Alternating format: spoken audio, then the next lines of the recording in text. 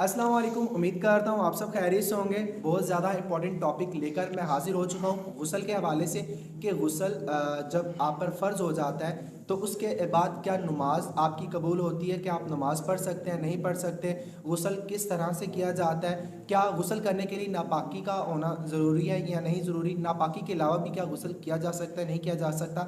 یہ کچھ لوگوں کے مائنڈ میں غلط فہمی ہے، ٹھیک ہے، وہ آج امام صاحب کے مشورے کے ساتھ ٹھیک ہے وہ کلیئر کرنے کی میں کوشش کروں گا۔ اس ویڈیو کو ثواب کی نیت سے زیادہ لوگوں کو شیئر لازمی کر دیجیے گا۔ السلام علیکم قیس صاحب، وعلیکم السلام کیا ورحمۃ حال چال اللہ، ہے؟ الحمد للہ۔ اچھا قیس صاحب، آج جو میں ٹاپک لے کر آیا ہوں نا لوگوں کے لیے غسل کے حوالے سے ہے کہ غسل ہم پر جب فرض ہو جاتا ہے، کیا غسل جب فرض ہو گیا ہے کیا اس کے بعد ہم نماز ادا کر سکتے ہیں یا نہیں کر سکتے؟ اس حوالے سے تھوڑا سا بتا دیجیے گا۔ نماز کی 6 شرائط ہیں، ان میں سے پہلی شرط ہے طہارت۔ طہارت کے اندر 3 چیزیں داخل ہوتی ہیں۔ نمبر 1 جسم کا پاک ہونا، نمبر 2 لباس کا پاک ہونا، اور نمبر 3 جس جگہ پہ نماز پڑھ رہے ہوں اس جگہ کا پاک ہونا۔ اب بندے کا جب جسم ہی ناپاک ہے تو اس میں نماز کی پہلی شرط ہی نہیں پائی گئی، تو اس صورت میں جو ہے اس کی نماز اگر وہ شروع کرتا ہے تو اس کی نماز ہی نہیں ہوگی۔ البتہ اگر پاکی ناپاکی میں اس میں جو ہے ایک چیز ہے کہ اگر وہ ناپاکی کی حالت میں جان بوجھ کے نماز کو ہلکا جان کے پڑھتا ہے تو اس صورت میں تو وہ دائرہ اسلام سے خارج ہو جائے گا۔ البتہ اگر وہ بے خیالی میں نماز پڑھ بیٹھا ہے یا اسے یاد نہیں ہے کہ اس پہ غسل فرض تھا تو اب وہ دوبارہ غسل کر کے اس نماز کا اعادہ کر لے۔ مطلب کہ اگر وہ بھولے سے پڑھ لیتا ہے غسل اس پہ فرض ہے تو اس کی نماز ہو جائے گی؟ نماز نہیں ہوگی، نماز کو دوبارہ غسل کر کے نماز ادا کر لیں۔ چلے بہت شکریہ۔ نماز کے اچھا بعد یہ بتا دیجیے گا کہ غسل کے کتنے فرائض ہیں اور سنتی طریقہ کون سا ہے غسل کرنے کا؟ غسل کے 3 فرض ہیں: کلی کرنا، ناک میں پانی چڑھانا، اور تمام زہری بدن پہ پانی بہانا۔ یہ غسل کے 3 فرض ہیں۔ اور غسل کرنے کا سنت طریقہ یہ ہے کہ سب سے پہلے جو ہے وہ بندہ جب غسل خانے میں جاتا ہے تو غسل خانے میں جانے کے بعد اپنے کپڑے اتارنے کے بعد سب سے پہلے وہ اپنے دونوں ہاتھوں کو پونچوں تک 3 مرتبہ دھوئے۔ دونوں ہاتھوں کو پونچوں تک 3 مرتبہ دھونے کے بعد پھر اس کے بعد وہ استنجا کرے۔ استنجا کرنے کے بعد جس طرح نماز میں وضو کیا جاتا ہے، نماز کا وضو کیا جاتا ہے، اس طرح مکمل وضو کرے۔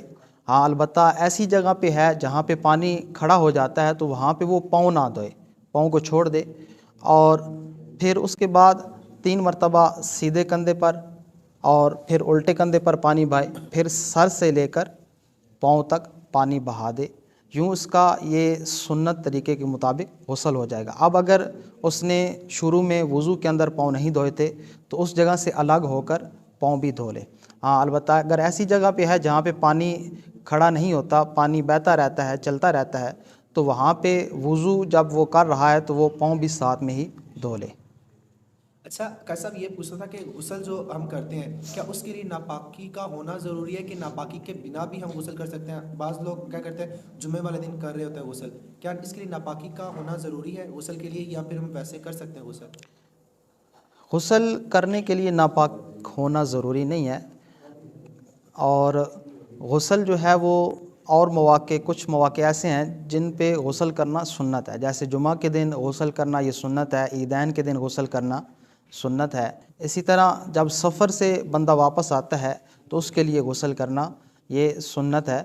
تو غسل کرنے کے لیے غسل کا فرض ہونا ضروری نہیں ہے، فرض ہونے کے علاوہ بھی بندہ غسل کر سکتا ہے۔ اچھا میرا نیکسٹ کوسچن یہ ہے کہ جب بندے کا روزہ ہوتا ہے، روزے کے بعد اسے گرمی لگ رہی ہے، ٹھیک ہے، دوپہر کو کچھ لوگ تو نہانے چلے جاتے ہیں، ٹھیک ہے، سوئمنگ پول میں یا نہر میں۔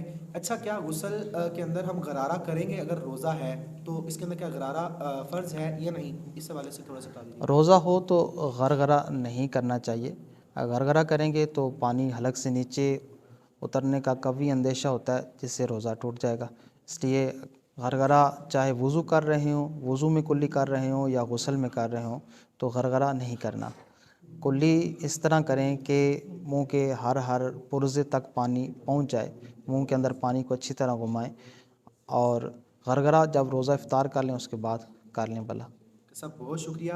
उम्मीद करता हूँ आपको पता चल गया होगा कि गुस्ल के हवाले से कि गुस्ल अगर इंसान पर फ़र्ज़ हो जाता है क्या उसके बाद नमाज होती है नहीं होती। कुछ लोगों के माइंड में क्वेश्चन थे। ज़्यादा से ज़्यादा मैं आपसे रिक्वेस्ट यही करूँगा कि अगर आपके माइंड में गुस्ल के हवाले से कोई क्वेश्चन है तो कमेंट करें, इंशाल्लाह इसकी पार्ट 2 लेकर मैं आ जाऊँगा। और यहाँ पर मैं एक चीज़ ऐड करता चलूँ, मस्जिद के इमाम साहब ने ऑनलाइन टीचिंग जो है वो शुरू कर दी। अगर आप घर बैठे हुए कुरान सीखना चाहते हैं तलफ़्फ़ुज़ के साथ तो आप इनसे व्हाट्सएप नंबर पर रब्ता कर दें। स्क्रीन पर मैं आपको व्हाट्सएप नंबर दे दूँगा।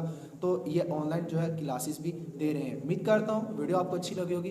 वीडियो को ज़्यादा से ज़्यादा स्वाब की नीयत से शेयर कर देना ताकि आपकी वजह से जिन लोगों को नहीं पता गुस्ल का करने का तरीका या गुस्ल फ़र्ज होने के बाद क्या क्या चीज़ें होती हैं तो आपकी वजह से वो भी सीख जाएंगे। उम्मीद करता हूँ वीडियो आपको अच्छी लगी होगी। मिलते हैं किसी नेक्स्ट और इन्फॉर्मेटिव वीडियो के अंदर। तब तक के लिए अपना ख्याल रखिएगा। मुझे दें इजाज़त। सेफ़ रहें, सिक्योर रहें। अल्लाह हाफिज़।